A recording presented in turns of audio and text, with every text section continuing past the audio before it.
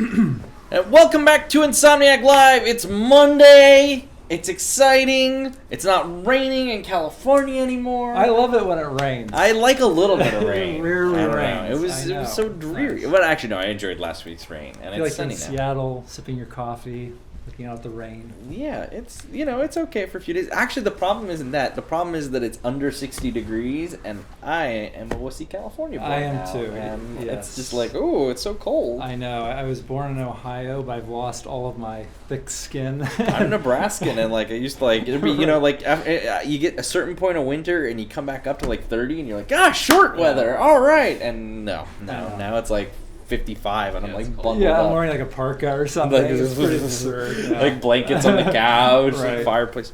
Yeah. So welcome to Insomniac Live. It's our 3 times a week show. Oh wait, what? 5 times a week show, starting this week. Tomorrow, Tuesdays and Thursdays, the North Carolina studio will be broadcasting generally VR games, though maybe they'll play some Ratchet Clank All for One or something. Into the Nexus, Full Frontal Assault, who knows. But they'll be broadcasting tomorrow at 11 a.m. Pacific, so you'll want to tune in. I think they're playing Super Hot VR this week, and they're playing Unspoken and doing kind of State of Unspoken on Thursday. We've got great shows coming up this week, too. Wednesday, we're playing Witcher 3, which is a game I just started this past weekend, and I've been told for like 2 years I need to play it, and so I'm finally playing it, and we're going to play a little bit here. And then Friday, we're going to do Dragon Ball Fighter Z, which comes out on Friday. So that's an exciting week of shows. 5 shows this week, 5 shows a week going forward, and very exciting. But we're here to play Ratchet Clank A Crack in Time. We left off in Krell Canyon. I'm joined by Brian Allgeier, the creative director of Ratchet Clank, A Future A Crack in Time, and one of our maestros behind the keyboard, Justin West, who is here and actually on the couch today. And on the chat, you've got Corey as well, so you can always say hi to Corey. And I don't even know what just happened. We got to Krell Canyon, and yes, I worked on this game, just a caveat, probably like 9 years ago, so I'm going to try to remember everything that's going on. But Krell Canyon, I believe, is in Act 2, and you're with Max Apogee. Not Max Apogee, wow. Okay, Alistair Azimuth. Yes. That's who, I don't even know how that name popped into my head. That was from Tools of Destruction. Alistair Azimuth, and yes, you are essentially looking for a way to turn back time and find the Lombaxes eventually. That's kind of their ultimate goal here. And I can't remember exactly why you've arrived at Krell Canyon, though. I do remember designing this level, and it was like one of our big, wide open levels set in a desert, and it was actually much bigger than this, even though this was huge. And we ended up kind of cutting back. I remember there was like a growth that started to grow in one section of the level, and we had to kind of cut it back. All the artists called it the growth. And these were the Tetramites, I think. Yeah, Tetramites is right. Basically like the resistance to swarm technology. Yes. And this, of course, was the upgraded Omni Wrench that was acquired in Quest for Booty. You gotta like bait these guys back out of the way, I think. Now, I know we got through this last time, but I don't know what we're supposed to do, and I feel like I'm doing something wrong with the hover boots. Maybe that's just really my major problem. You do need to use the Omni Soaker, most likely. Yeah, the Omni Soaker lets you... That's what it was! See, we were playing last time. How do I even use the Omni Soaker? Fortunately, water saves you here. We have an Omni Soaker, right? Yes, you do. How do I get the Omni Soaker? Try using your D-pad. Let's see if that... Yes. No, I don't have an Omni Soaker. Oh. What you... Huh? Great. Did we somehow break progression? Is that what happened here? I think we might have. I don't know how you did it, because typically there's a very hard gate and that we don't allow you to pass initially. I'm supposed to be able to jump on this, right? Yeah. Oh, wow. Oh, my God. Do we have TJ Fixman on here? You all know I had to pop in and heckle Brian. Yes, thank you, TJ. Of course. You probably cringed when I said Max Apogee. Like, what the hell? Drachnus 10, Yeezy Dude Gaming, Vitten VV94, The Future 333, and X-Nerd Erx, or X-Nerder X, and then FRN CSC. Thank you all for the follow. What am I supposed to... How do I jump off this thing? Try pushing away on the stick. Here, let me Here, you try.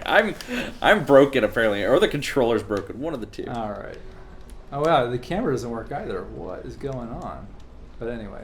Maybe the controller is broken. I don't think so. I mean, sometimes we turn cameras off, which is probably a bad idea, but that is weird, isn't it? I feel like I saved This it. is totally broken. There, now you can jump off, maybe? Oh, Oh, run! Not that way, though. Oh, there's water over here. Hey, Yeah. but nothing's coming out. That was nice, whatever designer decided to turn that off. Oh, because I reached a certain point, Yeah. so that it cleared the... Interesting. Oh, okay. And then, so I should have... that's what it was. You have to turn the hover boots on. Yes. That's what my problem was. I think we've already been through this, and I think we have to go outside, but I think you can hover over that ramp now. Yeah. This makes sense. That was my problem. I couldn't remember how to turn the hover boots on. All right. And we were ready to jump into Krell Canyon and go kill stuff. Do we have any exciting questions from the chat I will room let you here? know. Well, people asked TJ, how's it going? So Okay, go so out. we've already been here, Yeah, we've 'cause already this done was all the this. scene with Because we blew Azimuth this up. Now we have to go blow up the That's tanks. right. But I just Okay. forgot how to turn hover boots on. That was actually the whole Okay. problem Oh that took my us back through the gosh. broken I see. setups. You have to leap up here. There it one is, crazy and there's jump, Azimuth. and there's now we Azimuth. go fight the riders. Is it riders first, then tanks? That's right? Yes, yeah, it's the hydro tanks. This was a big deal because this mission Oh my we gosh, this made. camera's so swirly. Sorry. We made this mission fairly early, like in terms of bringing it up, because it was like we wanted that big but big, like wide open area, kind of natural area with tons of enemies, and where you could kind of go around and do it in the order you wanted to do it. This is my favorite. One of my favorite weapons is the Sonic Eruptor, which is of course this creature that belches. There's a little bit more of a skill to it than just being a typical shotgun, where you can time it just right with the flashing bars. You get that extra oomph. Ligurda says, I think I played this game. Well, if you haven't, there's no time like the present. It's still good. This is probably my favorite Ratchet and Clank game. It just seems like we really captured space exploration with traveling to different planetoids around the galaxy, and different moons, and really it's just kind of a wide open world. It's like all the things I think we really wanted to do during the PS2 era and never got a chance to really get across. Yeah, I really love the style of the enemies in this game too. Like these guys, how they they are almost, they're not to that Zelda point where like the kind of the Wind Waker style shaded enemies, but they kind of have a little bit of that in them, and then like even the smoke when they die like has a little bit of that. So like the effects just have that slightly, there's just a slight stylization to them that I really, really love in this. I really do. They look so awesome. Northern Star Dragon says this is where you get to see Alistair whoop them. That's right. Yes, yeah, that was one of the challenges with developing this level was Alistair can go anywhere. It's like an open layout, and I think in 2009 it wasn't very easy just to have a free roaming enemy that could fight NPC character that could fight other enemies. Whoa. Perilous Peanut says I like how stylized and animated and well animated the enemies in this game are. Zircon.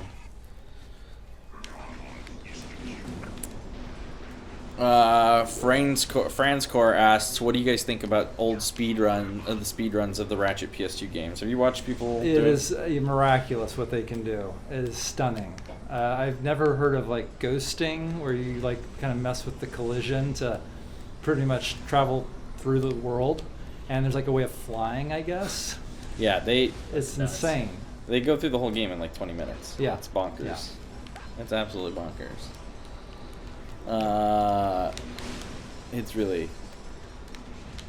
Yeah, it's quite amazing. I was marveling at it because I think I tuned in like 15 minutes in thinking that they were just going to be in like the first level, and they were already like halfway through the game. I was like, what? And we like worked so hard to try to prevent people from cheating or getting past barriers, and yeah, they were just like blowing through everything. Yeah, that's half the fun for them, is that like Is that how can we break this game in a way that's interesting? Yeah. I mean, even if you look at the smoke in the background, just how it's kind of got that kind of cell shaded almost look to it. I thought this game hit that. I mean, that's always the challenge too, like stuff that looks great, and you want to have these big open worlds with all this stuff on screen, but then have it look amazing on PS3. And I think this game like hit such a great balance of using the resources that we had. Yeah, that's a great point. I mean, it's like, how do you make it look and feel like, next gen and up to date, but at the same time maintain a stylized look? And we were always nervous about kind of going into cartoony territory too much, because we really still wanted to show off the PS3 tech. Right. It would never be something where we would totally cell shade the whole game, but then there's like elements of it that really kind of work nicely with it. Oh, there's the Zoni you can chase down. No, I didn't realize I had to actually press the D-pad to select the hover boots each time. That's kind of weird. Yeah, I know we changed it. I think it like at some point, yeah. I know Nexus you don't have to for sure, and I don't think Full Frontal Assault either. I think those games made the hover boots like automatic on the right trigger. But man, it's been so long. I know.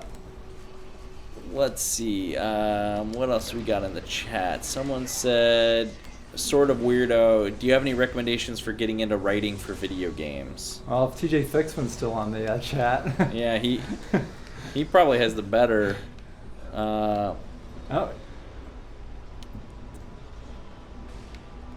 Let's see. What else we got? Oh, you need the battery bot. There he is. There he is. Oh, you should grab the Zoni too. Oh yeah, that's right. That's what we're trying to collect. Yeah, Getting the ship upgrades. He's behind you, I think, now. The other way. There he is. I keep the square. Actually, yeah. Yeah. To whack him. Let's see. Infinite long jumps, Ghost Ratchet glitch. I speedrun the Ratchet game on PS4 as well. I have the world record in the new game plus category for this one in particular. Well, that's pretty awesome. Yeah. Congrats on the world record. That's great. In fact, I thought I recognized that name. I was like, I know Peerless Peanut from somewhere. And that. Let's see. Lagurda says, I think I can recall the time I beat the game. Well, Lagurda has gone from I think I played this game to I think I recall beating this game. So we're making improvements. Maybe if he or she watches for another half hour, they will remember the game more thoroughly. Let's see. There's a lot of good questions in the chat. Gnarly Tubular Dude, thanks for the follow. I love these riders too. Remember they were like one of the big early deals. And actually how you could just kill the riders and not actually kill the beast. Right. Like I don't think you even have to take. Oh no, you do have to kill the beast time. That doesn't have to be the objective. You do. But it's funny because it went off the map when you killed the rider. Random thought, but I've always wondered how old Alistair was in A Crack in Time. I keep thinking he's between his 50s and 70s. Maybe TJ Fixman could tell me. I don't know.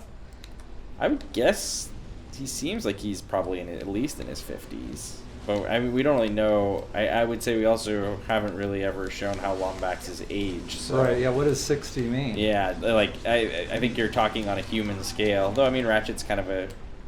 Yeah. So I don't know if I would. Oh, we definitely saw him as an aging. Yeah. He's the older type. Not too old to where you couldn't swing a wrench or a staff.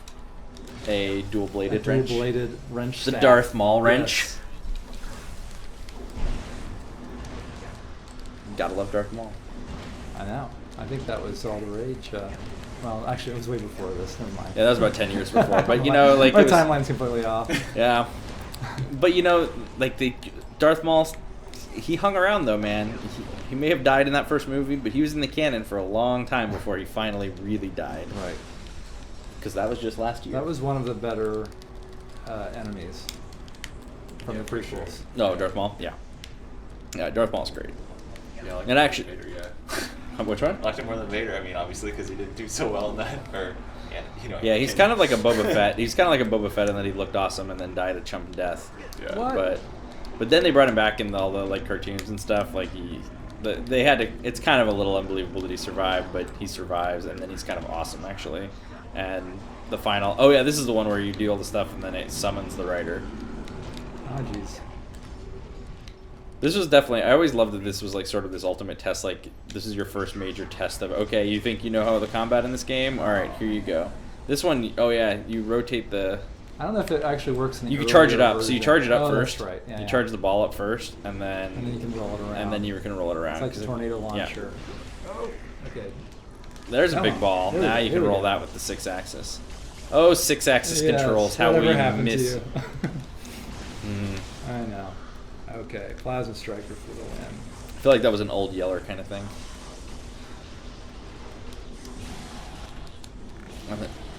If you look through the scope, you get the weak points. Yeah, Nice. that was One to go. All right, Justin, you're gonna take over after Oh, this man. one here. All So right. get ready. Have you played this game, Justin? Like a long time ago. Okay, that How far counts. are we- When you were how like far- 8. When you were like 8. Yeah. Okay. Like, but How old were you when this game came out? We're like 12, 13 probably? 2009, so 9 years ago? No, not 12 or 13. when Maybe is it like about? 15. This is 2009. Yeah. 60. 18. All right. Yeah. So you're 18. Okay, that's not bad. Yeah, That's so it's not in a too bad. I weird don't feel that transition. old. Oh wait, we have one more guy, How right? far along are we in the game? Like the game in This general? is is about almost half, halfway through. yeah. Okay. Yeah, Roughly. 40% halfway Yeah. through, something like that. All right, where is? Where am I supposed to go here? TJ calls it white space, aka haven't ever committed to Alistair's age, so we won't. That's people always ask us questions like that, where it's like stuff that's not in a game or in a or in something, and I'm always like, yeah, like I mean, we think we know the answer, but I don't want to tell you the answer because if we tell you an answer, we could still change it until we like actually commit it to a game, or commit it to a piece of Ratchet and Clank fiction. Like we think about some of this stuff, but it's like, what if, someone could change their mind about that, I guess is the point. And so it's like you never want to like be tied down to something we think is the answer until we have to. And sometimes we've never thought about like what's specifically Alistair's age. Well, we just know he's kind of an older Right. warrior type. No one ever put an age on it. Oh jeez, out of ammo. Okay. He still got Zircon though. I know. I'm gonna hip shoot these dudes with the plasma Nice. striker. Even though okay, I should be saving it for this guy actually. Can you take down the dropship? You can shoot down those dropships, I think. Oh, yeah, shoot. All right, we got some dudes spawning in here. Now Mr. Zircon's coming out. Zeke Fergay says he turns off the 6-axis and just lets it roll in one That's a direction. good idea. Um, There we go. Hey, okay, I needed that. Yeah. Did we give That- you ammo when we upgrade these things? Yes, you did get full ammo on that weapon. That's good. Chooch TV says, I would love the future games and Into the Nexus to come to PS4. Wouldn't we all? That'd be awesome. Okay, I should probably get some ammo or something here. Okay, this question is from KT Comedy 2813. He says, I can only imagine how excited Ratchet and Clank fans must have been when they heard Dr. Nefarious was back and was going to be the main antagonist in Crack in Time. How long did you guys figure it out to bring him back as a major threat? And was this always how he was going to return? I mean, we figured it out during Quest for Booty, right? Yeah, I think even before Quest for Booty, I know that both me and TJ and Brian Hastings were like super excited about bringing him back. He was one of our more popular villains, and these were great. I love these. Tony Mora. Yes, we got these in the last minute, pretty much. Yeah, Tony's amazing. He is amazing. Yeah. He's still... Tony lives. He is, yes. Tony lives. Yeah, these are just terrific. Because like that's always the problem with new weapons that do something completely different. Is like how do you make someone aware of what they do? Absolutely. Yep. And it's like when you have a visual, funny, Yeah. comical animation. Okay, Justice, all yours. Take it all my. Okay. Yeah, you're full ammo. You're good to go. All right. Passing in. Here you go. Passing it over. Alright, where the hell am I going? I think you got to go find the tanks that are the red dots. Okay. Let's see if you can kill a tank. And Yeah. you can hover boot by pressing right on the D-pad to turn your boots on, and then R2 I think boosts you. Okay, so I can't. There's one of the tanks. So I can't shoot. Or Hydra tanks, not hover tanks. Now you can't shoot while you have that on. Yeah. So Nefarious. So is it even like during Tools of Destruction? Even you were talking about bringing it back then. What's You that? were talking about bringing Nefarious back during Tools of Destruction. Yeah. I mean, I think that we love like Tachyon, who was the main villain from Tools of Destruction. And I think as we were designing Tachyon, we were like, we just wanted him to be able to live up to be close to being nefarious, but Nefarious is a hard villain to beat, and I think he pretty much in Up Your Arsenal really just defined what the essence of an awesome. Gotta pull that out. Pull that battery out. There you go. Yeah, he was nefarious. Oh, get further away. You're too close. There you go. Now pull it back. There you go. Nice. Watch out! Watch out! Jump! Oh, jeez, God. Yeah, I mean, I think that was very early on. Perilous Pursuits at Peanuts says, I was always found it impressive how this game came out a year after the previous one. Did you guys have stuff on back burner, or were you just that fast, especially with a game of this scale? So that is an interesting point, because Quest for Booty came out in July or August. We basically had finished it in June, and then this game came out October the following year. So that must have meant that we were done with this game by early September? So probably been gold early September. 2009. Yeah. Yes. Yeah. So I'm not. So that means we couldn't have spent more than 13 months on this? 14 months? Yeah, it was an insane schedule. It was as they all are, but this one more so. I think what helped was we weren't changing platforms. We were reusing a lot of the same engine tech, and so it was building off of the foundation that we had created from Tools of Destruction and Quest for Booty. And Quest for Booty originally was supposed to help us experiment and try out new gameplay modes. Like we could try out more open, open environments, not open worlds, but open environments. And of course the Omni Wrench upgrade, which I forget the name of it, but that allows you to latch on. Oh yeah, what was that called? Off. Oh man, you're right. I don't remember what it's called either. Yeah. Magna Wrench or no? Yeah, was it Magna Wrench? Magna Wrench. That sounds good. You should come up with so that was so we got to do a lot of work there, but still it was a pretty insane schedule, because I think all in all it was about 10 months to make the whole game. Yeah. Yeah, it was crazy. It went from 0 to 60, and then some of the stuff. I will say some things space took a long time to figure out how that was gonna exactly. We knew you'd go from planetoid to planetoid, but how you would control it. There was a while it was top down. Yeah, there was a big push for the longest time, really close to the end of the project, to have it be top down. There's a very popular game called Geometry Wars at the time that we were looking at. I love that game. Yeah. So the debate was whether or not we have really tight 2D gameplay, or do we keep you more immersed in the galaxy? And so we decided to stick with the immersion, because it just kind of broke. That was the hard part. It was hard to find the planets, right? The top down was cool, but it was where am I going? And you get lost because it's all kind of spread out, and then the background of space all looks the same, so it's not really something you can kind of remember. If you're playing a game, I always think back to Jackal, which is this NES, driving a Jeep around top down game. There's lots of landmarks. You kind of remember the levels and you remember where stuff is, but when you're flying, just looking down at space, imagine if Geometry Wars sprawled out, you wouldn't know where anything was. I remember that being one of the biggest issues there. It was just kind of hard to get your way back to a planet or figure out where the planetoids were. Where it's much cooler when you kind of turn your ship around and see everything around you. Yeah, because the solution would have had a mini map within what already feels like a mini map. Right. So it'd be kind of weird, definitely. Yeah. All right, I think TJ's signing off. Thanks, TJ, for your comments. Bye.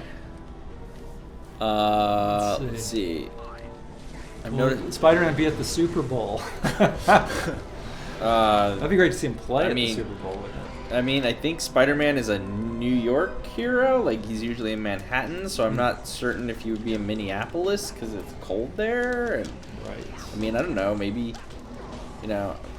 but I don't know. I guess if I'm not gonna go further down that rabbit hole. I'm going to get myself into trouble. Right. Auntie Peter, Mechanics, Lol Name, Jason the Seagull. Thank you all for the follows, and if you're just tuning in, this is Insomniac Live. Today we're playing Ratchet Clank A Crack in Time. We're here with creative director Brian Allgeier, and normally one of the folks behind the desk on chat, Justin, is out here with us, and he's currently playing and doing a pretty good job too. He's almost definitely kicking some Hydro Tank ass. Yeah.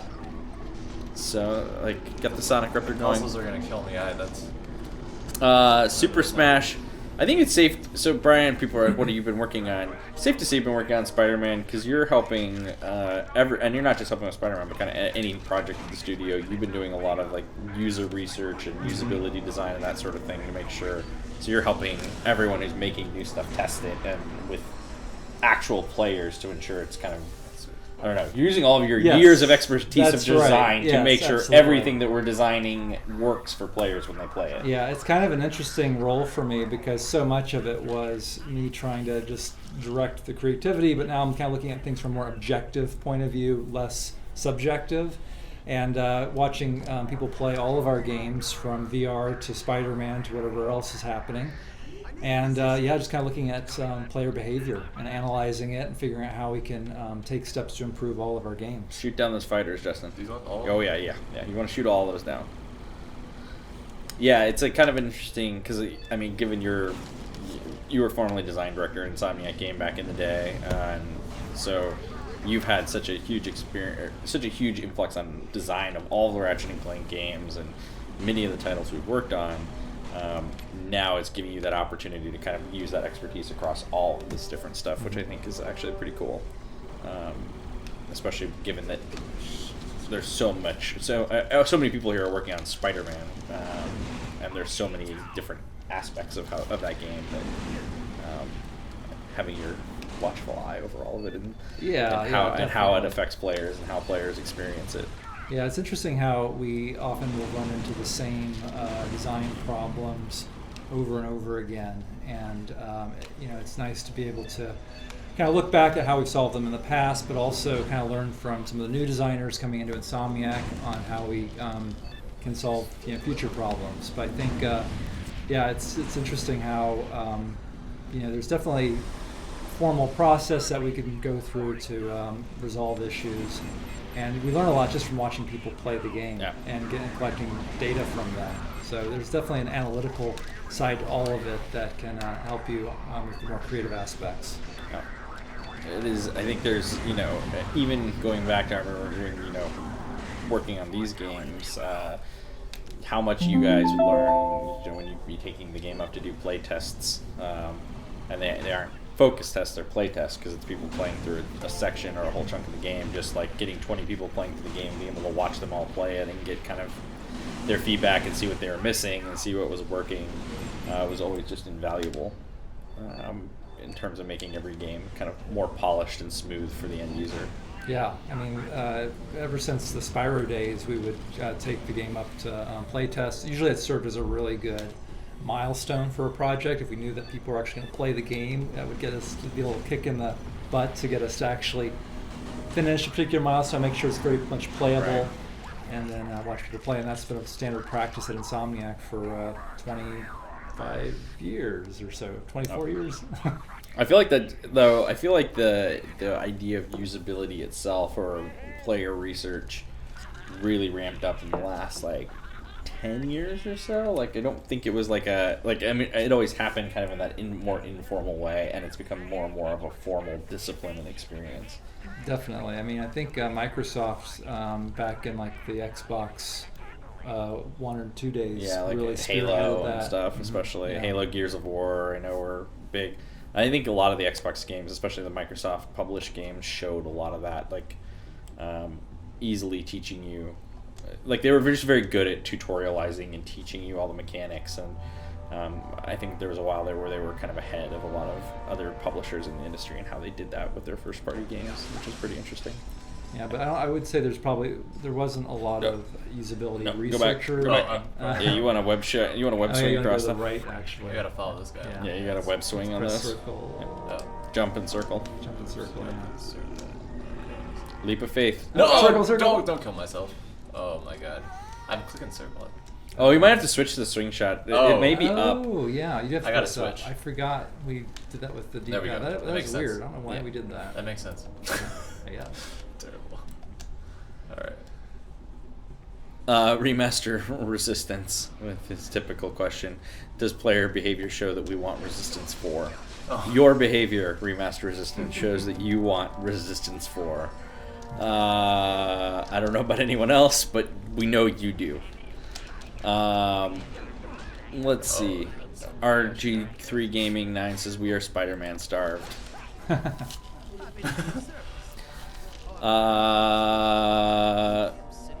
Let's see. People asking about future of Ratchet and Clank. There's nothing really to say about the future of Ratchet and Clank right now because we haven't announced any future projects for Ratchet and Clank. So, see, there's the soaker. That's what we were talking about. The Omni Soaker. So that's the. I think that's why you saw we were outside and then we went in. You're like, oh, we must have finished it. So you were right. We need the Omni Soaker for the next section of. Right. I think there bugs. might be a secret off of that main path, but I think we were just kind of like teasing those setups and like introducing you to some of those enemies. Got it. So you can understand how deadly they are. Yeah. Oh yeah, we died a bunch of times in the last stream to them. That's 100% true. Anyway, long and short. So you need to fill up the Omni Soaker here, and then you can use it to engorge the plant and then jump on it. So engorge is a weird if word. you hold R1 over the water. Okay. Is this the water? Yeah, that's the Yeah. water there. All right, is it full? Yeah. What do you mean? Is this the water?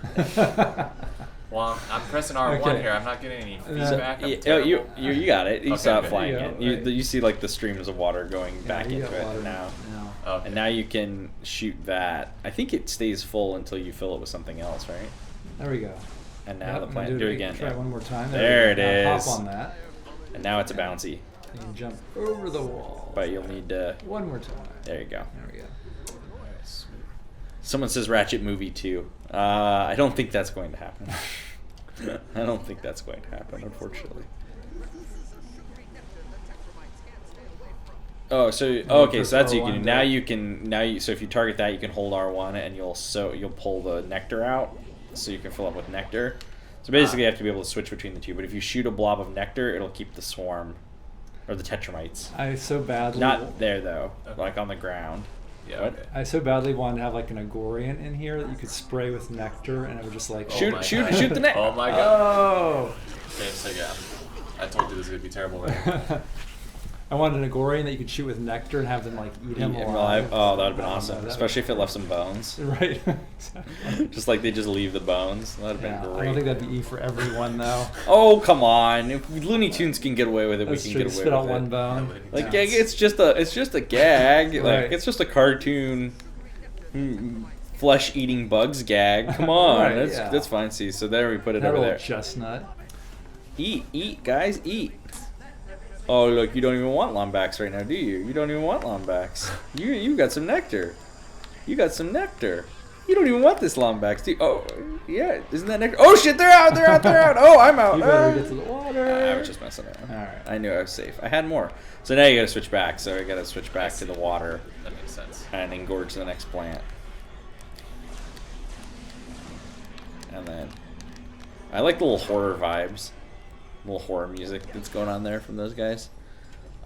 Super Smash is Unspoken coming to PSVR in the near future. No, it's exclusive to Oculus Touch.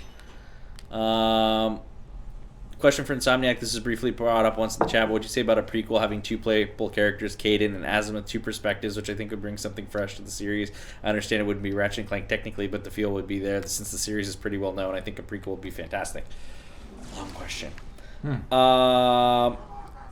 Oh, so this is where you can stick it on the doors, and then they come up and eat the tentacles. Or it's like a living door, and then the tentacles hate the... Right, yeah, we called it a meat door at one point, but... A meat door. Tentacle door sounds cooler. A meat door. Where else would you find a meat door, Brian? They're all over the place, you know? If Lady Gaga can wear a meat dress, then, you know... Lincolnito says you get eaten down to the molecular level by the tetramites. I think that sounds good. Eaten down to the molecular level. It's like the transporter from Star Trek. But, oh god! Oh gosh! There's the hive apparently spit out a whole new batch. Anyway, in terms of prequel, who knows where the future of Ratchet and Clank? That said, I think Ratchet and Clank are important characters. I'm not certain. I don't know. Yeah, well, you know, it's an interesting dilemma because certainly with the recent PS4 game, that was sort of a reimagination of the original game. Right. So, does one continue from the reimagination, or does one continue from into the Nexus? So. And of course, that's assuming another game ever gets made, because none has been announced. But as I have always said to people, Ratchet and Clank do seem to still be pretty popular, thanks to all of you guys buying lots of Ratchet and Clank games. So I can't imagine they've had their last adventure, but we don't have anything to announce on that front. So who knows? Everyone here is very busy working on Spider-Man right now. That's the thing you have to understand. Like everyone's working on Spider-Man. Yeah. So it's a huge game. Yeah, very, very large. I don't know, Justin. You see any more questions in the chat? I'm trying to look. Wait. Favorite Okay. Insomniac weapon? Oh, I see. I have to distract. That's right. I remember what I have to do here. Okay. I always say the Groovatron. That was one of them. We were playing. I don't know if we were playing Fortnite last week, and they have a Groovatron now. In Oh, Fortnite. really? It's and it's kind of funny too because they had to nerf the hell out of it because it was. Oh god! Oh god! Oh god! Oh my gosh! You made it. Well, Maybe. I don't know if I made it. See what happens. I feel like I'm about to be like, getting Oh. Oh. Saved you. Yeah, saved by the cutscene there. Yes. A thoughtful designer reset that trap. Like, yeah, you're about to get eaten alive, but that's no fun to come back to that. Someone said they liked that the PS4 version is just Quark telling it's his version, so that can account for all the differences. Right. So it's still one timeline. It's just one's Quark's works version out of well. events. His fuzzy memory. Yeah, yeah. Quark's memory. The Hubinski says I just bought PS4 Ratchet Start over the weekend. Yep. That's awesome. What do you guys think of the Nintendo Switch? Oh, the Switch. I love mine. I'm loving my Switch too. I've been playing Mario and Zelda, which are incredible games. Camouflage crates. I forgot about those. And Mario and Zelda were both big inspirations, of course, for the original Ratchet and Clank. Yeah, and along with Metroid. Right. Then. Yep. How much of did you just get it? When did you get your Switch? Actually, I guess that's the first question I have. I got it late last month, but I was on this game direction board where we play a bunch of games. For the AIS? Exactly. Nice. So I had to play 15 different games. So I devoted one day to Zelda, one day to Mario, and I think I got 4 kingdoms into Mario, and Zelda I got to that first main quest where you get to that woman who you got to sends you out. Kokorika Village. Yes. Yeah. So where she starts sending you after the beasts. Yeah. Nice. Yeah.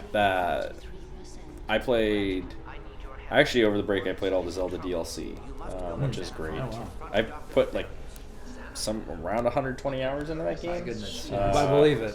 And it was some of the best gaming time I've had. It was just delightful. And then Mario, I picked up. I got 500 moons, and I did the final. There's a final super difficult level that is sort of the end of the game proper, though you could still collect something like 800 moons or whatever. But I got to 500 and then did the final challenge, and I was like, nice. Although I may still go back because there's each level after you beat the game, they sprinkle in harder challenges throughout the whole game. So I may go back just to go through every level and kind of find all the hard challenges. By the way, Sigmund was voiced by Nolan North. Just wanted to bring that up. No, so Nathan Drake. Nathan Drake, exactly. And then his dad is Mario, right? Charles Martinet. That's right. Orvis, yeah, Orvis definitely, is Clank's dad is. So we had all sorts of.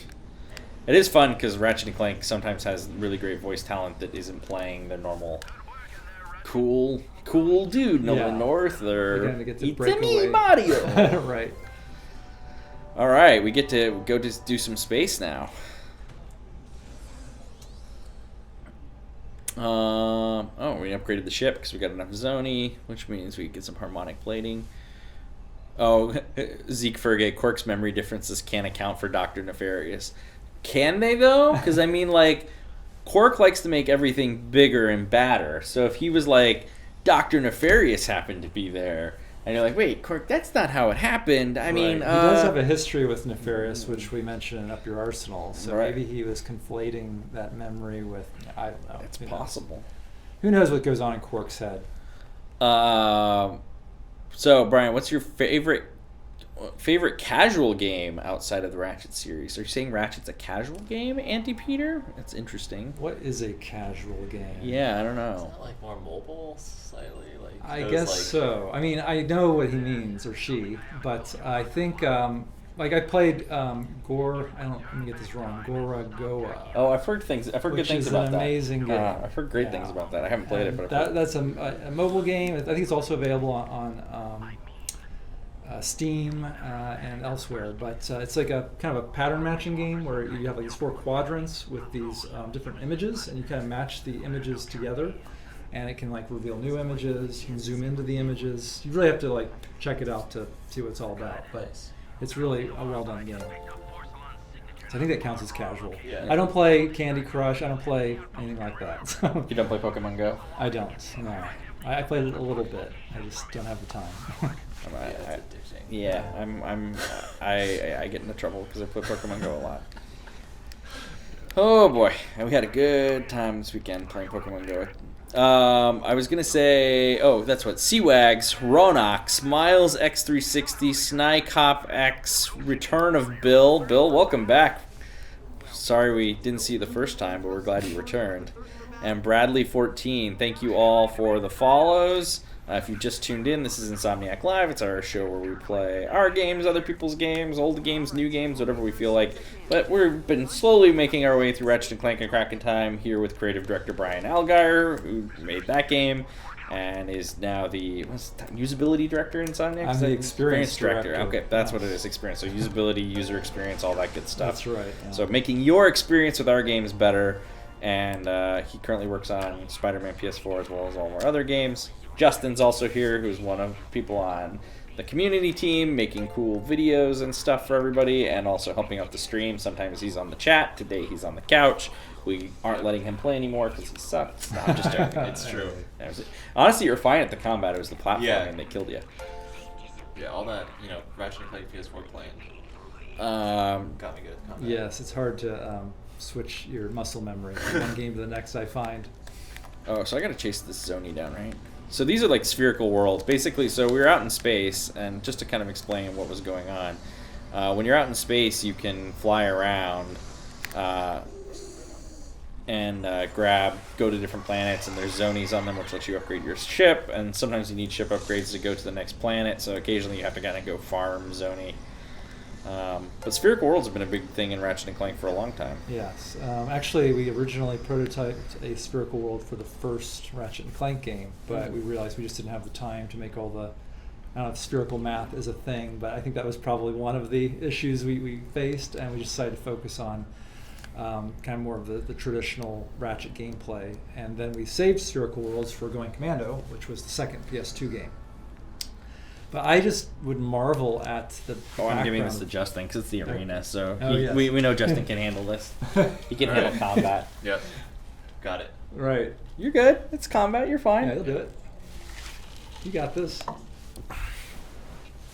Oh, that's right. Cork was yes. sentenced to death, and now we have to go rescue Cork. Mm-hmm. What about a stream where you play Mario Kart 8 Deluxe against viewers of the stream? Okay. That's a good idea. We can Yeah. do that. Corey will kick all your asses, but I think we're going to maybe have a Mario Kart 64 tournament at some point on the stream too. That is like Corey's. Corey just like stuck a thumbs up and like basically was like he like kind of moaned softly like was like you just eating something really good because he's our he's the office champion in Mario 64. Where did we put my blaster runs hot? That It's was right here, isn't it? Is it It these should be arcade in machines? Yeah. All right, let's see how you do it. My blaster runs hot, which is essentially Geometry Wars, kind of. It's like a dual stick Yeah, it's shooter. like Robotron, I think. Too. Okay. Yeah. Or Smash TV. I don't know. I get these all confused. Remaster Resistance. Why do you want us to play Shrek Treasure Hunt? Bradley 14, Andre Lopez 1997, Theno TV, Lightmare 42, Johnny, and I don't want to say it, P Whistler. Thank you all for following. Appreciate that very much. And Active it's Quasar true. YouTube. Those Yeah. are available. Go play My There you Blaster go. Runs Hot. Yeah. This is like a great example of a very creative idea that just kind of bubbled up from Insomniac. So you got to grab that guy, I think, right? Yeah, if you touch them, you get points for the characters you're saving them. Anyway, it just bubbled up out of nowhere. Like this was like someone made this in Flash, Skunk, right? Skunkworks team. It was Eric. There's a cooldown. Eric Meyer, right? Eric Meyer, yeah. Is there a cooldown? And a couple other folks. Is Jake Sones involved in this? I think so. Yeah, it's like Eric. My memory's terrible. It would make sense if he was. Yeah. Absolutely, because he was into those smaller games at the time. I think you can grab the green things. I think you're allowed to touch them and get points. Okay. There was a trophy that was ridiculously hard for this. That like basically, unless you were really really good, the only way to get it was by playing co-op.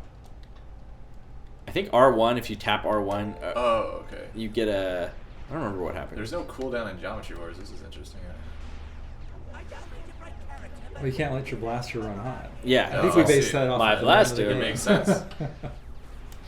Wasn't it a poster first? Was it a poster that got turned into a game?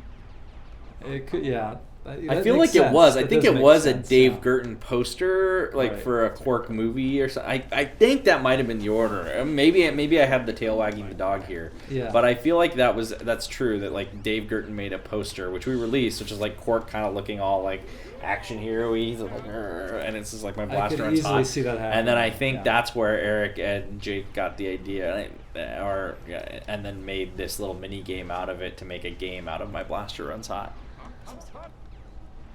Amazing Spider-Man says, I'm shocked you haven't streamed Mario and Rabbids yet. You know, it's just not. I don't know if it's a great streaming game. Do you want to watch us stream that game? Okay. I love Mario versus Rabbids, or Mario and Rabbids. Oh, wow. I failed. Wow. Someone else want to try it, or you want to? I'll play one more. Okay. I'll play one. I want to see if I can beat your score. Actually, we should all. I'll let you try and beat the score. Right, Best score wins. So 1780. Let's see. How many hit points do these guys have? A lot. You could grab the green thing for points though. If you want to beat I was like Justin. avoiding it. Yeah, the green ones are good. The gray ones are bad. All right. Let's see. Oh, I think they're saying my the score balls. might be 10,000 points. Oh, no problem. So for the trophy. Lincolnito says he wants a remaster of the Future Trilogy for one reason: being able to get trophies on Tools of Destruction and Quest for Booty. Oh, right. Yeah, that was a huge issue on Quest for Booty because trophies were introduced when that game came out. Oh, right. But they basically, we didn't have the spec when we finaled. Right. So we couldn't put them in, and then it was just like. Yeah, it was like bad timing for. And I don't think, and I know this is 100% true for Tools of Destruction, but like, people forget what PSN was like back then, and that PSN basically didn't really exist the way it does now. Mm-hmm. So like, if you go back and play Resistance Fall of Man, like we have our own friend system in that game. We have our own chat system and everything. We had our own matchmaking because none of that stuff existed. We had our own patch system. Right. You didn't just have like now PSN. You know the patch protocol is very laid out, and you can patch any game or whatever. You couldn't just patch any game back then. So when Tools of Destruction came out, it never actually connects to anything. Like it never tells your PlayStation to look at the network or anything like that, and so there's no. So essentially, there's no. Still alive. There's no way for it to even. If there was a patch, Tools of Destruction would never find it, and I think Quest for Booty might be the same way. But I just remember like it was so close, but we couldn't figure out how to make it work. I remember talking to people about it right around then, but like they just didn't have it finalized enough. So and we had to finish the game, and because the other thing was like normally with we were 5 or 6 weeks short. Maybe if the game had only been digital, but the game had to come out on disc in Europe. So this game actually had to be done quite a bit earlier than you would have thought or Quest for Booty had to be done earlier than you thought because of a downloadable game. Yeah, and actually it was probably, I think it was one of the very first PSN downloadable titles. And we thought we were, breaking some new ground. I guess we were to some degree. We were one of a few titles that were coming out digital. It's a digital download. Right. It was pretty uncommon for consoles, even though I guess it was pretty common for PC. You can get the green guy's safe. Oh yeah, I don't know why I keep trying to avoid him. He looks like Drac or something. go. Oh, all right. gee. What's my target here? It says 10,000 points to get the trophy. 2690. Okay, here we go. All right, guys. This is for great pride. And that's a bummer when the civilian gets hit before you can even save them. Yeah. Oh, my blaster ran hot. Shit. Northern Star Dragon says, I noticed that the art book for R&C got pushed a week later from the original date. Why is that? There was it was just legal stuff, like, and nothing like bad legal. It was like, you know, people needed to clear the book or whatever, and sometimes lawyers take more time than you would like looking at things. So there's no problem with it. It's been done for a while. It was just the lawyers wanted to look at it further and review it. So no issues there though. The book's technically been done for, I don't know. We finished like in November, I think, or early December. So it's been done for a while. This is a good one. Ratchet Extreme. Did you know that Armin Shimmerman, the voice of Nefarious, played a character on Star Trek Deep Space Nine? Yeah, he was Quark. Of course, yeah. Yes. But it was very ironic because Nefarious would often scream, Quark! And he always thought that, he always got a kick out of that. It's funny when you actually meet him, too. Like, I mean, like, he doesn't... Quark obviously has a ton of prosthetics, but you could still kind of be like, oh, if you watch that show and you're familiar with the character on Deep Space Nine, like, you're like, oh, yeah, you definitely were him. Like, he's a nice guy, too. Yeah, he's a great guy. Yeah. He's really... he's amazing to work with, and he would give it his all. And those Nefarious performances...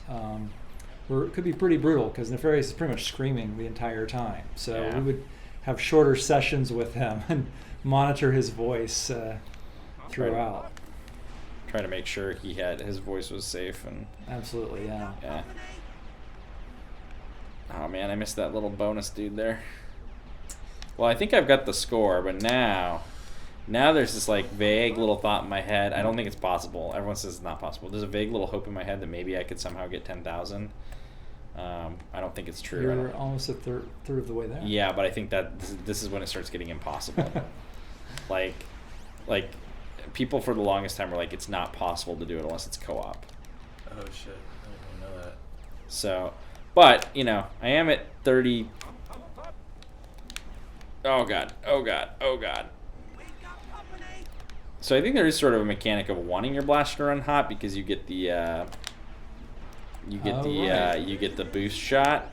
Yeah, you can kind of push the edge. Right, and then I don't even see what's happening there. Okay, so some of the enemies blow up. So if you're too close to them, okay. you don't want to. Once they sense. get close to you, you don't want to shoot them. That's the blinking robot, right? Yeah, like those. Yeah, you don't want to be. Someone said they got 10K in single player. Okay. In single player? Yeah. Well, I mean, oh shit. Oh. That's right. You can Friendly play fire. this in multiplayer, can't you? Yeah, you can do a little I two-player. forgot about that. Yeah, it's the That's only awesome. two-player mode in the game, but it is there. I don't think we put two-player on the box though, because I feel like that would be slightly misleading. Right. There's this one like little mini game. Oh god! Oh god! Oh god! Oh. Oh. Okay. See, this is what I'm talking about, where it gets nearly impossible.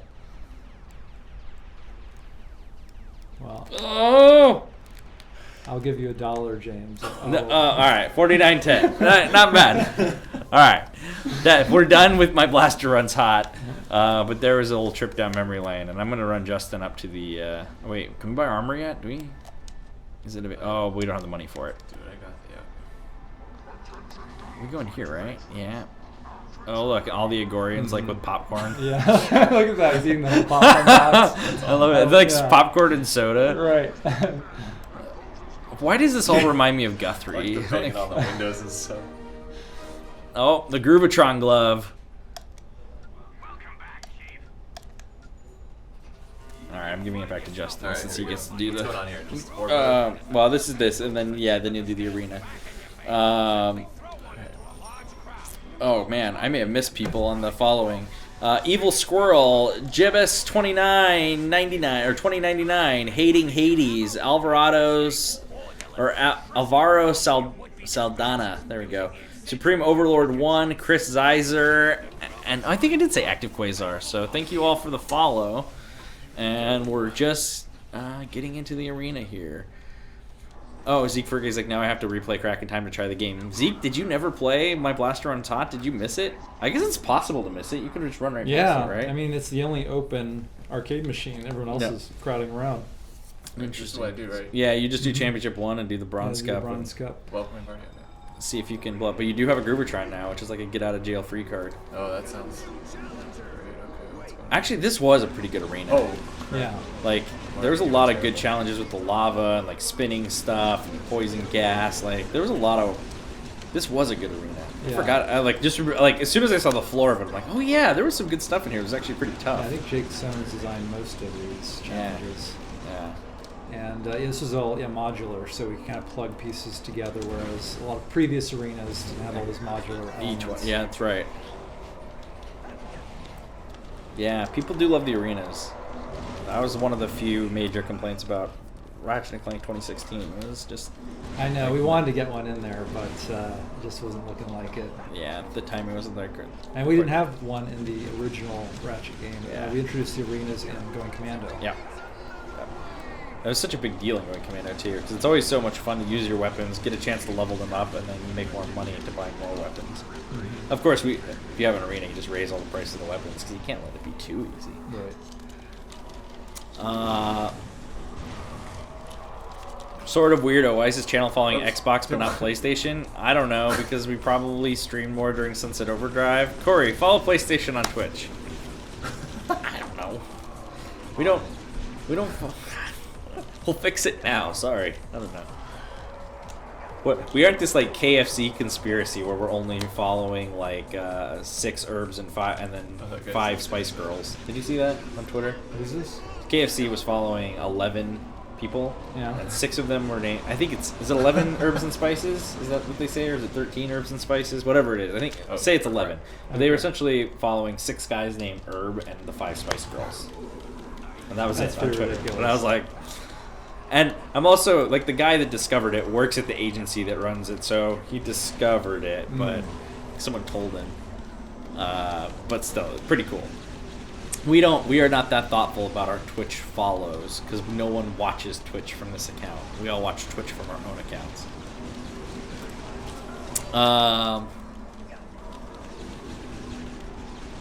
Oh, Northern Star Dragon says, I have to say I love the series, but one thing I'm not a fan of is no-hit challenges. You know, I don't mind them, like especially when they're optional. Yeah, they have to be optional. Yeah, like I don't mind. Like they might kind of suck, but it's like just a different skill set. Like, oh, now I gotta fight my way through this while dodging more and being much more careful. Like, but I understand what you're saying. They can be more frustrating. It is that sort of like it's the same problem with some stealth games where if you it's like an auto fail. Yeah. You have to be so careful to make that fun and not just make it punishing. It's great if you get like a skill point or like an achievement for doing a no hits round, but yeah, I can see where it might get frustrating, especially for the harder.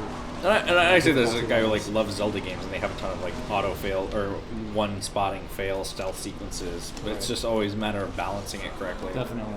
But I feel like the arenas are a place where we're allowed to just like crank the difficulty to 11 on some challenges. Yeah, because practically all of them are optional except for like a handful. Yeah, the first few just to introduce you to the arena and like make you fight the boss, and then here's the next story piece, and then you want to keep playing for more bolts? Go for it. Luke DeFluke, any release dates for Spider-Man PS4? The only date we've said is 2018. No time frame within 2018 has been announced. It's coming out sometime this year. Wow. And there are a lot of people in this building right now working very hard on it to make sure that happens.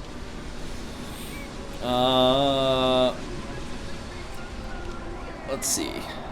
What else do we got? No hit was such a pain in Going Commando and Deadlocked.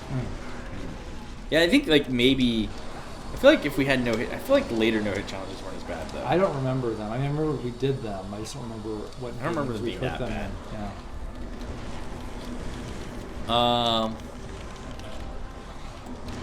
Ratchet Extreme 6 were internet references from PS4 Ratchet Clank in PS4 Ratchet Clank games supposed to be ironic and poke jabs at today's culture. Absolutely. Outlook is yes. Yes, definitely. Was what a top 8 friends joking. There's a top 8 friends joking. Is it this game? It might have been Tools of Destruction, I think. It's like, well, he's out of my top 8. Yeah, we had Courtney Gears at one point, which was Britney Oh, Spears, yeah, robotic and Britney Spears. Up Your Arsenal. Yeah. I love Courtney Gears. She's great.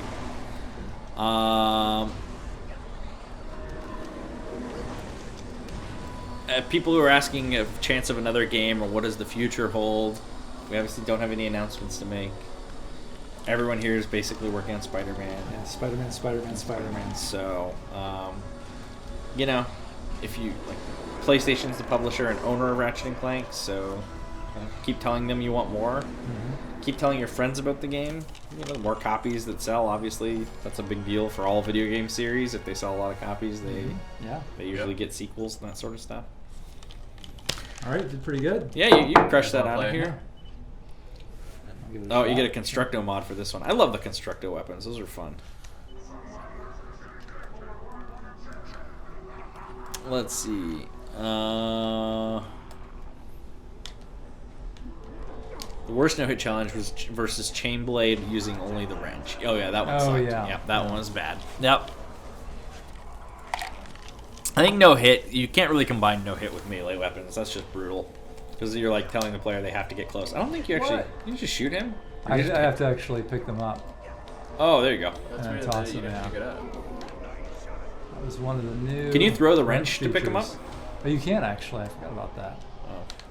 Oh, you can just throw it.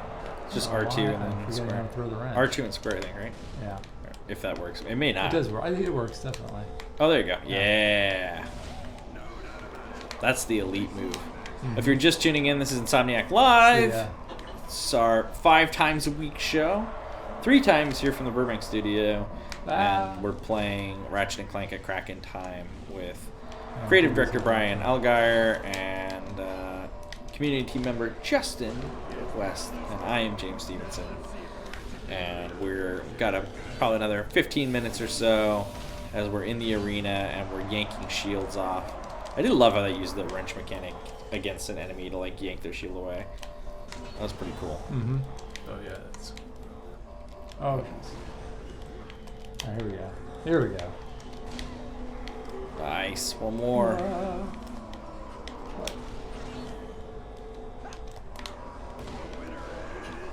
Hey. Nice. And I do love all the background too. It's all like the guys in the background.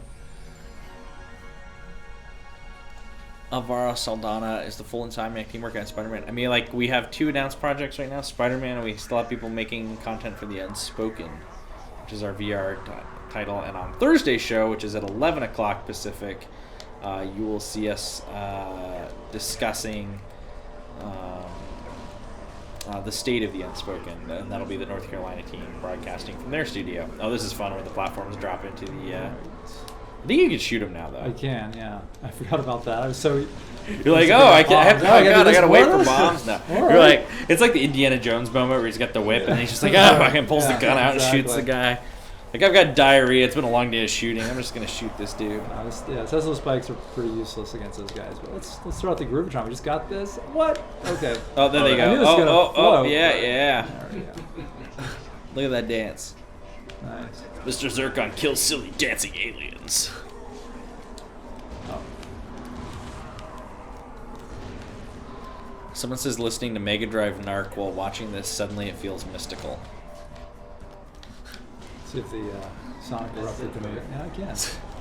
Yeah, I don't know what Mega Drive Narc is, but Corey says it's synthwave back there.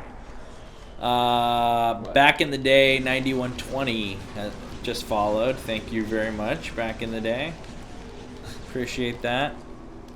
For anyone else asking Spider-Man questions, I'm not going to answer them because this stream's not about Spider-Man, and we're not talking too much about it right now. We're working hard at it, and all in good time. All in good time. Oh, come on. Everyone here has been playing it and working on it, and I think it's an exciting time around here because it's I don't know. I guess the best way to describe it is we all know what we have to get done, and there's a lot going on, but I feel like there's a lot. It's exciting. I'm not going to go into any more detail, but I think it's it's going to be a fun and exciting year. It's not reaching them. Yeah. Oh, I like it. Do we? So was it the Groovatron? No, actually, that's an interesting topic, and I'm not sure how much we talked about it because we have the was it the Bee Gees in it originally? We did, yeah. So we were just kind of prototyping. Staying Alive? the Was weapon. it Staying Alive? It was Staying Alive, and we actually showed it at some sort of, I don't know if I should probably not say this actually, but we actually No, I think used that song. I think we used it as like in a presentation. We played it. Yeah, I think like someone it was an internal thing. It was just the temp music when people first saw it, and maybe even I don't remember. Maybe even Intihar got to see it with that in there still before. I think he might have. Yeah, that makes sense. But then we realized to license BG Music, it would only cost for 8 seconds worth of music $500,000. Oh man. Yeah, that was a little prohibitive for our... so then we went to the then we went to like the library music. Like it was like, well, I remember it was really sad because it was always like that. It was like the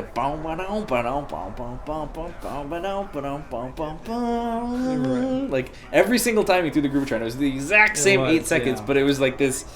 We had the little dopamine hit from that music every single time you heard it. So it was a little hard for us to get used to. I don't think you guys ever knew out there, like, it was different. But man, it was just jarring the first time. See, I love, like, kind of that, I love their stylized look, like. Yeah, those hard shadows. Yeah, I really do.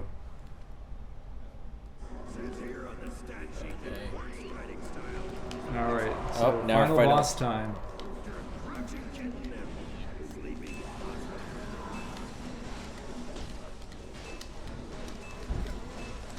Would Ratchet and Clank meet Jak and Daxter in a full-on game? I think that was called PlayStation All-Stars. That's right. I think there was also PlayStation Heroes on the Move. That's right. Both of those exist if you want to see Ratchet and Jak in the same game together.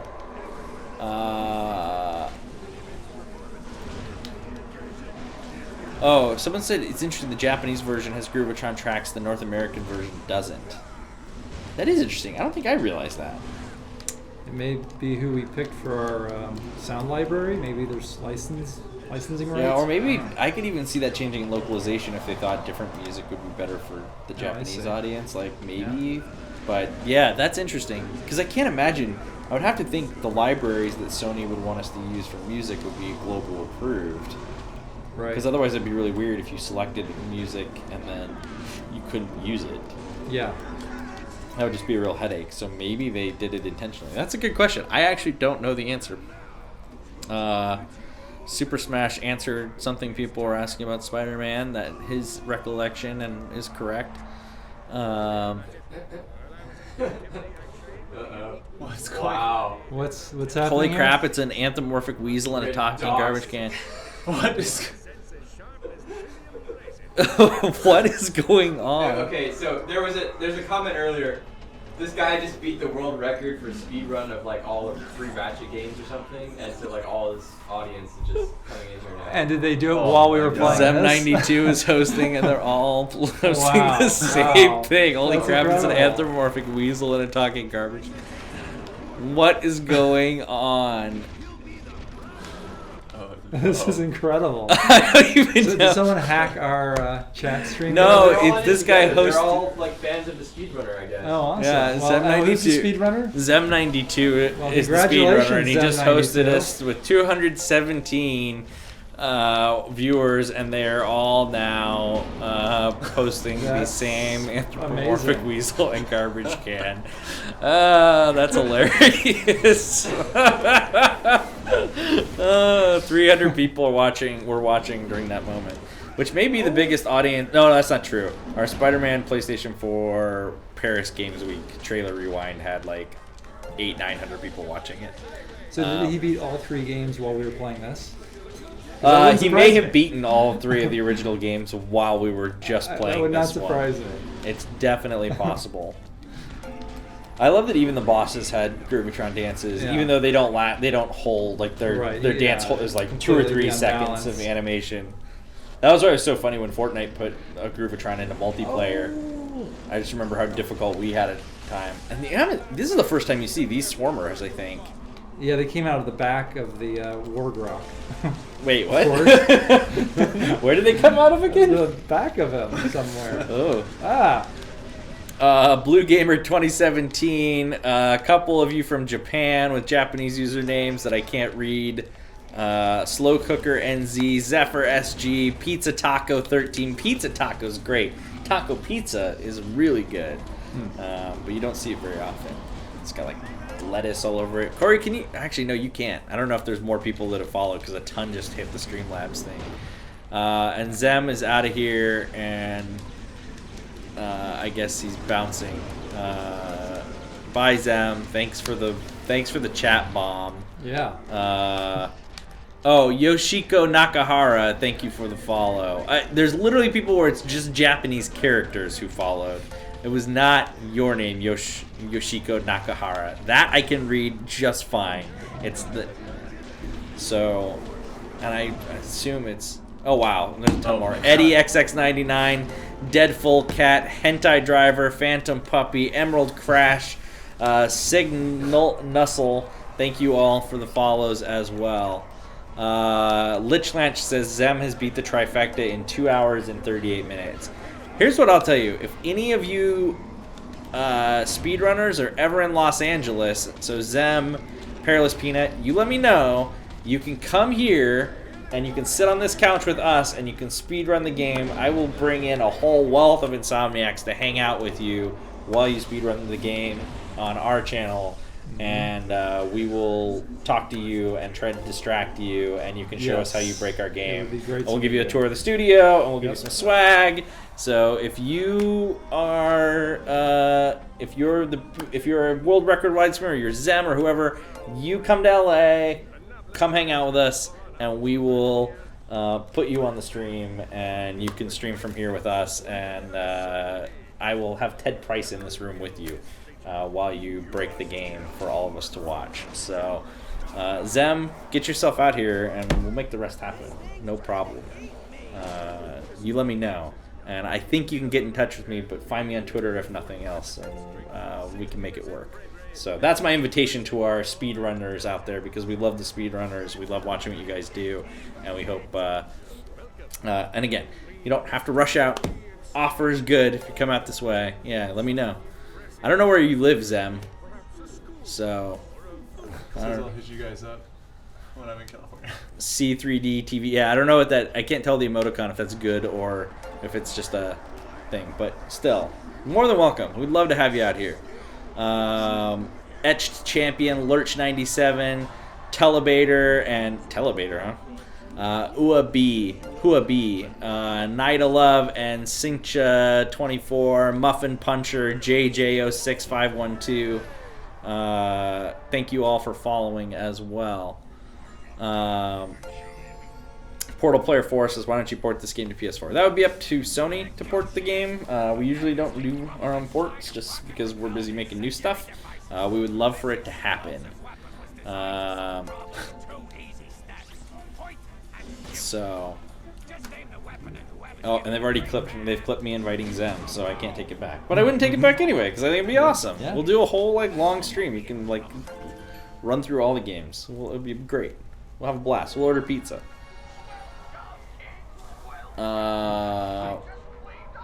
So wait, you killed the boss while all that happened. The negotiator weapon. I think it's a negotiator, which is one of my favorite names for a weapon. Yeah. Yeah, that is true. The rocket launcher. It does remind me of it was Attack of the Clones, I think, which doesn't have a lot of great dialogue, but the whole aggressive negotiations. It's like, what are aggressive negotiations? The negotiations with a lightsaber. Okay, yeah, that's it's the same thing, right? Right. What's exactly. what kind of negotiations? All It's negotiations with a rocket yeah. launcher.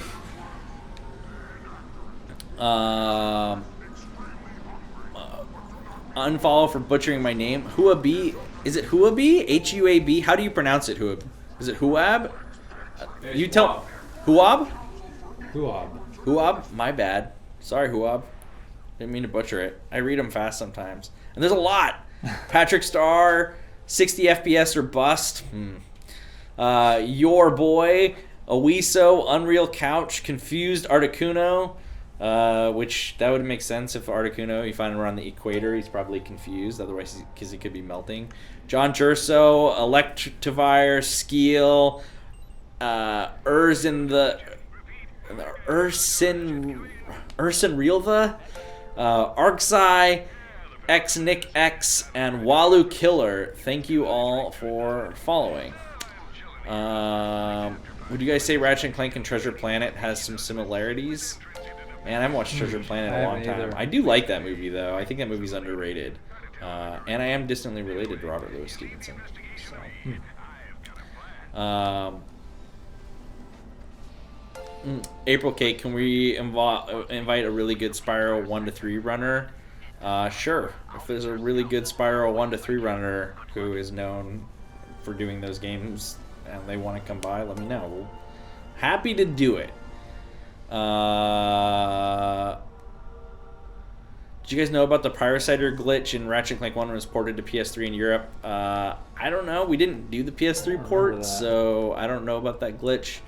What gaming genre do you think both Ratchet and Clank themselves would be into? I think Ratchet would be like an FPS player.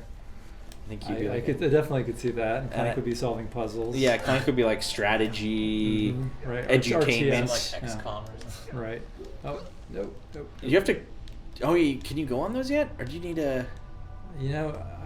go the other way. Maybe, you go back. I think you get water, right? That's what I was thinking. Cool them down. The Omni-Soaker, The Omni-Soaker, yeah. Oh, yeah, see, there's the water orb you can suck water out of. Let's see, man. Oh, yeah, sorry for all the Zem viewers who just bombed us. Who are the three of us? This is Insomniac Live. Just to recap, we're actually wrapping up relatively soon. But this is our show that now happens 5 days a week. 3 days from Burbank, 2 from North Carolina.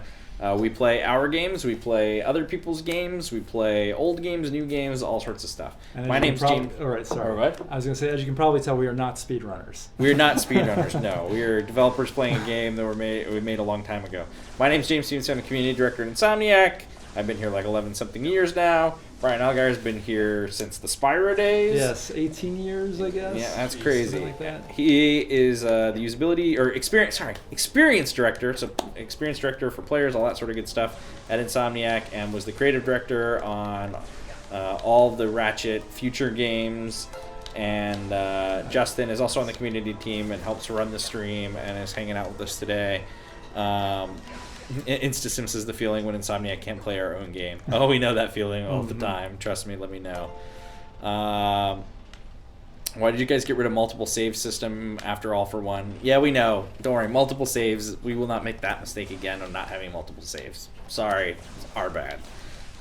It was one of those like next gen console things for PS4 and like Xbox One where like, oh, users will just like, you know, it technically it's each user account. Like you can create a new account, you get another save, but it's like users will suspend their console and want to jump right back into their game, and you don't want them to have to worry about what's saved. But it causes all sorts of problems because if you accidentally have like a really rare game-ending bug and someone only has this one save, then they are like totally locked out. So, and some people want to have multiple saves on one account. We realize it's definitely something we have like on our short list of stuff we should make sure we have covered. Etch Champion, I'm graduating soon. Do you have internships? Check our website. All our internships for this summer are posted along with requirements for them. People asking about the future. We don't know what the future is going to be at this point. Portal Player says, I hope Spider-Man gets released as soon as possible. As we've always said, it's 2018. It'll be out sometime in 2018, and we'll let you know as soon as we go. Let's see. Delta Waves 1, Shiny Third Dragons, Army of One, NE. I'm hoping that's Nebraska, but you never know. Or maybe it's Army of Wine, actually. And then TVR 16, Elkjair TV, Blitz Phoenix 98, SRL, Lich, is that Lich Lance maybe? I don't know, I can't tell. Thank you all for following. And your boy, how often do we stream? So Monday, Wednesday, Friday, we're here at 2 p.m. Pacific.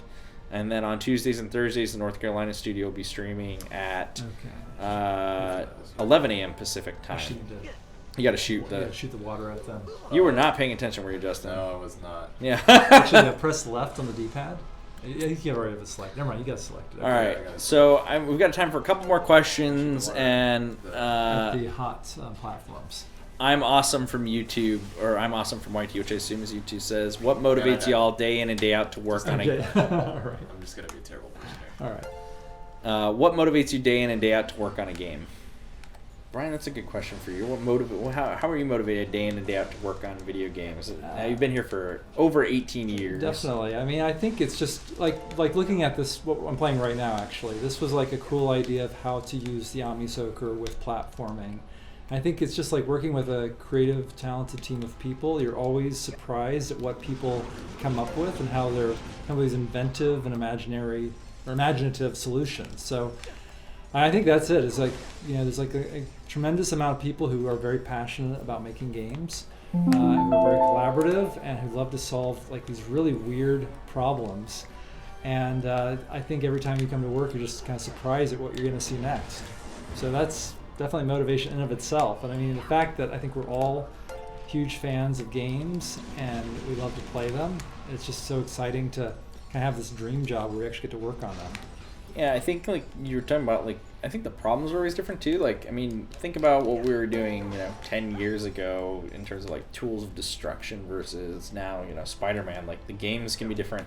I think even like going back to that era of Insomniac, like, I know you were mainly focused on Ratchet, but a lot of people here were working on Ratchet for a year and then working on Resistance for a year, and so like it was just like there's always variety in what we were doing and working on, which I think has been another fun thing and reason it's kind of fun. You're always, and even if you are just working on the same thing, the challenges are different. The challenges of making a Ratchet All for One, or the challenges of making space in this game, or time stuff in this game. Yeah, sometimes then you have the block and tackling down of, well, we know how Ratchet moves and we know how Ratchet shoots, but then we add hover boots, and then we add a new time mechanic and Clank, and so we add new stuff that not just challenges you guys when you play it, but challenges us to make it. And so, and knowing we have to surprise, and you can't just make the same game over and over again, and you have to push yourself. And then I think everyone just likes making video games, and this is a great place to work. So, but making games is hard. It doesn't get easy. So it's always been pretty brutal. And there's a lot of tough problems that you're solving, both technically and creatively. Raging Drop Bear has a good question. Does Insomniac have mission statements that you work and make games by? I think like each game kind of always had its own, but we actually have been, it's something we have been working on as a company at the company itself.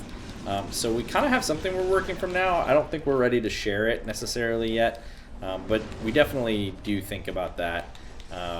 And I think our games kind of have always... Oh, you missed the zoning! Oh, I can jump back, right? I don't know.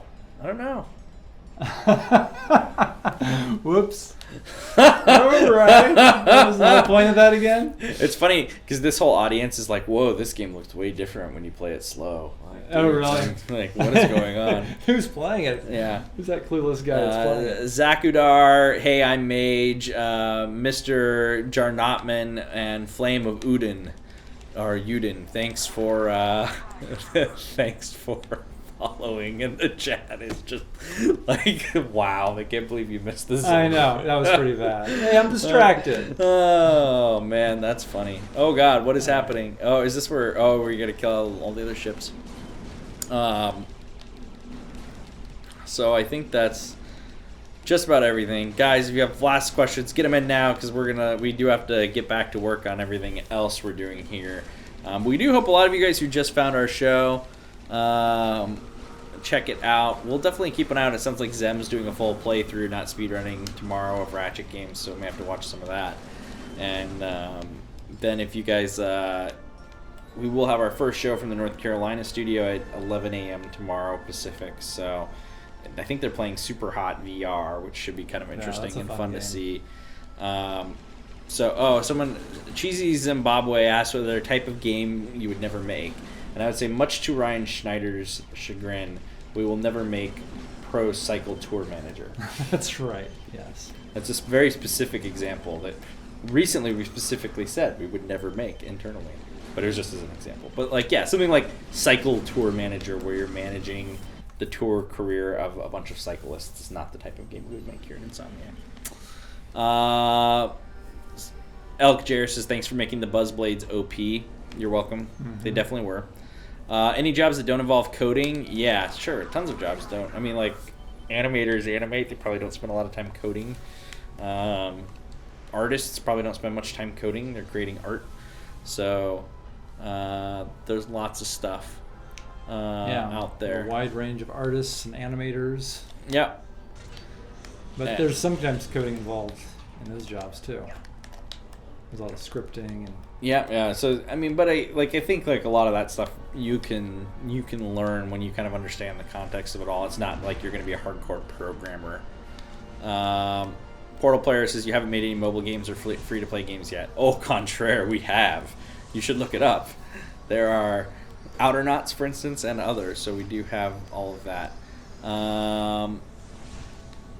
Let's see. There is a Cycle Tour Manager game, by the way. It's really popular in parts of Europe.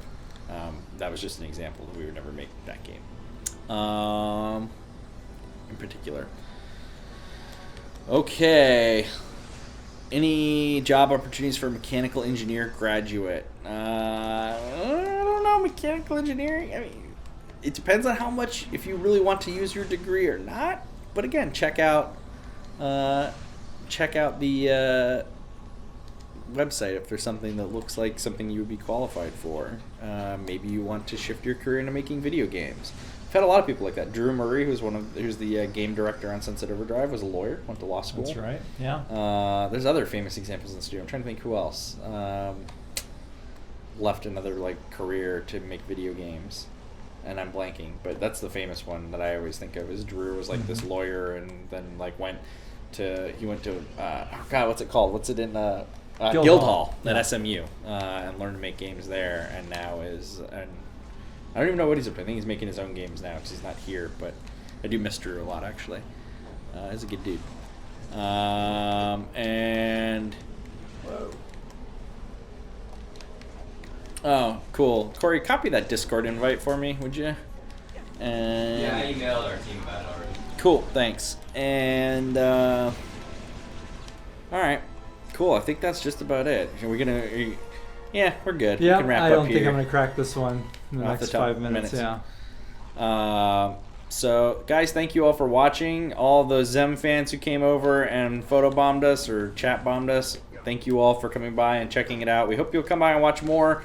We will be doing the next playthrough of A Crack in Time at some point. We also eventually will be playing all the Ratchet Clank games over time, so keep an eye out on our schedule. The rest of this week, we've got Super Hot tomorrow at 11 a.m. Pacific. On Wednesday, we're playing Witcher 3 at 2 p.m. Pacific here from Burbank. On Thursday, we have State of the Unspoken VR, which is our VR Magic Combat game. That'll be at 11 a.m. Pacific. And then on Friday, you can tune in for us playing the brand new Dragon Ball Fighter Z with a bunch of our fighting game fans. And, that was one of the most beautiful games animation-wise and stuff at E3 this past year. So we're all excited to check that one out. So that's all happening. And hopefully Zem or some of the other speedrunners will come by. We'll be out in LA at some point, and we can have you in to do some speedruns on the stream. Love all you guys. Thanks for coming in and watching. Thanks for all the love, and we'll see you guys tomorrow from North Carolina. It won't be me, but Tim and everyone will see you tomorrow at 11 a.m., and we will see you here in Burbank Wednesday at 2 p.m. Have a great rest of your day, and see you later this week.